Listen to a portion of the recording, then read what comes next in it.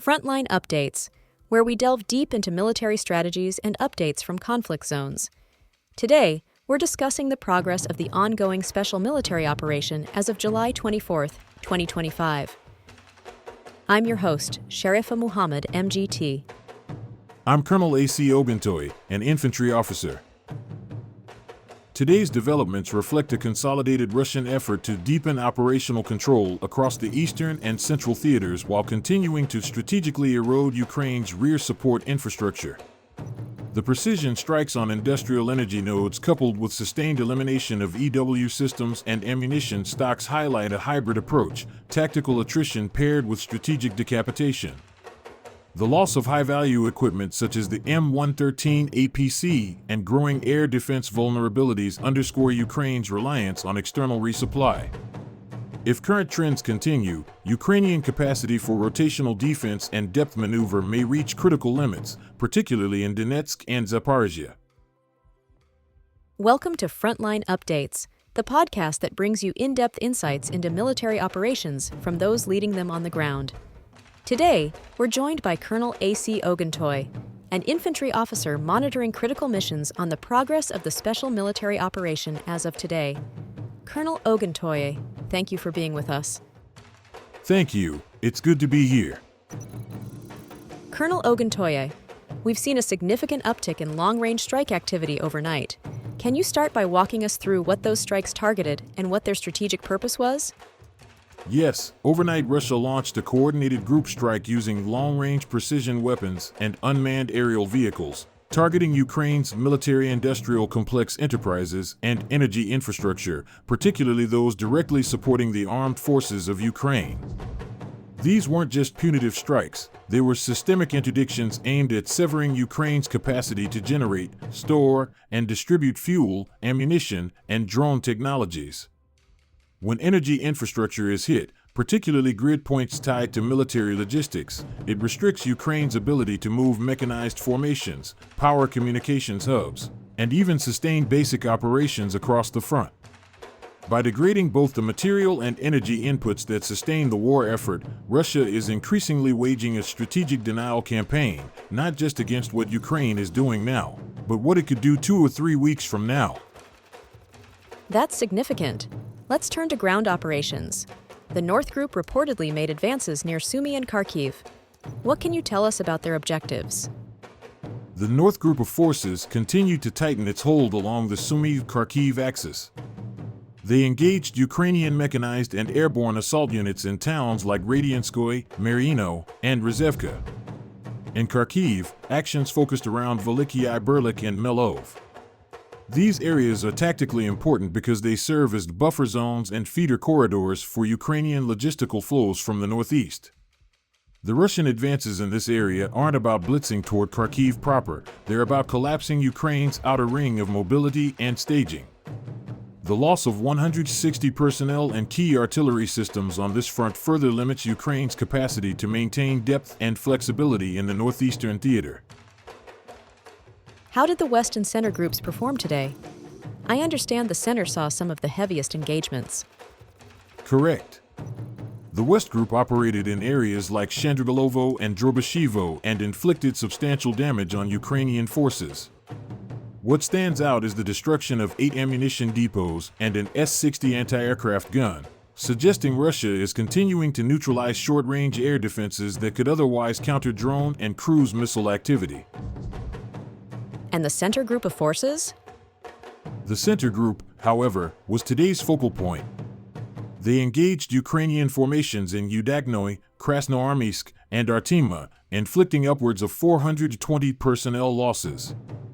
The Ukrainian units included mechanized, airborne, and marine brigades, along with territorial and National Guard forces. Among the destroyed equipment was a U.S.-made M113 armored personnel carrier, which highlights the ongoing attrition of NATO-supplied platforms. What's critical is not just the scale, but the density of targets. This suggests the Center Group is operating in a zone where Ukrainian command is concentrating forces to try to hold ground. The Russian response, precision firepower combined with maneuver, appears to be fracturing that defense in layers. The East and DNEPR axes saw smaller-scale activity but still notable gains. How do those fit into the larger operational picture? Yes, on the eastern axis, Russian forces pushed further into Zeleny High, Iskra, and Novogeorgievka, engaging and defeating mechanized brigades and territorial units. Ukrainian losses totaled around 200 personnel, plus tanks and IFVs. These moves are part of a broader effort to press through the Donetsk-Zaporizhzhia seam, where terrain advantages can be leveraged for deeper operational thrusts.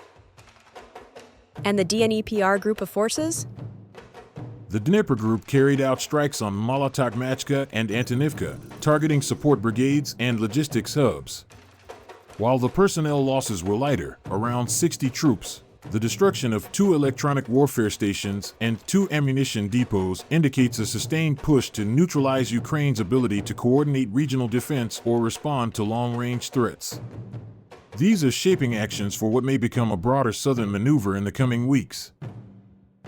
How did Russia's air defense systems perform today, particularly given the pace of Ukrainian drone launches and Western munitions?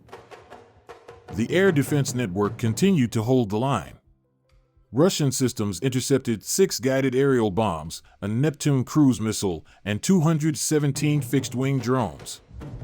That level of interception shows both the scale of the Ukrainian aerial effort and the resilience of Russia's layered defense doctrine, which combines electronic warfare, radar-guided SAMs, and point defense systems. The Neptune missile is worth noting because it's a long-range system capable of threatening rear logistics. Neutralizing it before impact maintains the integrity of rear area coordination, which is vital when you're mounting operations across multiple axes. Given these developments, strategic strikes, ground gains, EW suppression, what are the operational implications moving forward?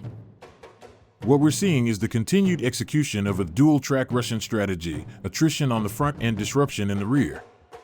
The strikes on energy and drone infrastructure are long-game moves. They reduce Ukraine's operational resilience. Meanwhile, the combined arms engagements in Donetsk and Sumy are eating away at brigade-level force cohesion. If these trends continue, we could see Ukrainian defensive sectors start to disaggregate, especially in Donetsk and Zaporizhzhia. That's when maneuver units will start looking for flanking opportunities or encirclement vectors. But Russia is in no rush. The doctrinal emphasis is on controlled pressure, supported by consistent denial of logistical and communications architecture. Colonel, thank you for providing such a detailed briefing on the current military situation. Your insights are invaluable to our understanding of the conflict's dynamics. And thank you to our listeners for tuning in. Join us next time as we continue to provide up-to-date coverage on global military affairs. Stay with us for more updates and expert analyses on global defense and security issues. Stay informed, stay secure. Thank you for the opportunity. Today, deadly Israeli attacks continue in Gaza, targeting civilians and infrastructure. The Israeli airstrikes are killing Palestinians, including women and children, and 32 Palestinians were reportedly shot dead while trying to reach food distribution sites.